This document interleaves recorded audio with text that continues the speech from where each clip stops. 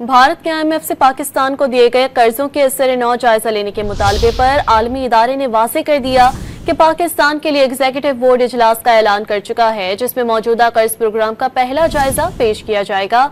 इस बारे में जानते हैं डॉन न्यूज के नुमाइंदे ताहिर शेरानी हमारे साथ लाइन पर मौजूद है। ताहिर, क्या तफसीलात हैं आपके पास इस हवाले से? जी देखें, भारतीय हुकूमत के एक अहदेदार की जानिब से गैर मुल्की खबर रसाई एजेंसी की खबर सामने आई थी कि भारत ने IMF से मुतालबा किया है कि पाकिस्तान को दी गई माली इमदाद का असर-ए-नौ जायजा ले। तो इस हवाले से डॉन ने जो पाकिस्तान में IMF के नुमाइंदे हैं माहिर बिनसी, उनसे रब्ता किया और मौक़िफ़ जानने की कोशिश की। तो उनकी जानिब से ये बताया गया कि IMF पाकिस्तान के लिए एग्जीक्यूटिव बोर्ड इजलास का ऐलान कर चुका है।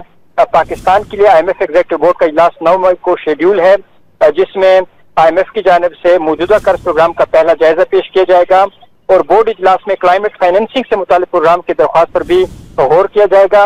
इसके साथ साथ डॉन न्यूज ने जब वजीर खजाना की मुशीर खुर्रम शहजाद से रब्ता किया गया तो उन्होंने भी ये कहा कि जो पाकिस्तान का IMF का प्रोग्राम है वो ट्रैक पर है और पाकिस्तान ने IMF प्रोग्राम के जो अमल दरामद है वो कर रहा है और हुकूमत पाकिस्तान की IMF के साथ हाल ही में जो बातचीत है वो मुस्बत रही है। इसके साथ जो स्प्रिंग मीटिंग्स हुई है जिसमें वर्ल्ड बैंक, एशियाई तरक्याती बैंक समेत जो दीगर आलमी मालियाती इदारों के नुमाइंदों से वजीर खजाना की मुलाकात हुई है वो भी मुस्बत रही है।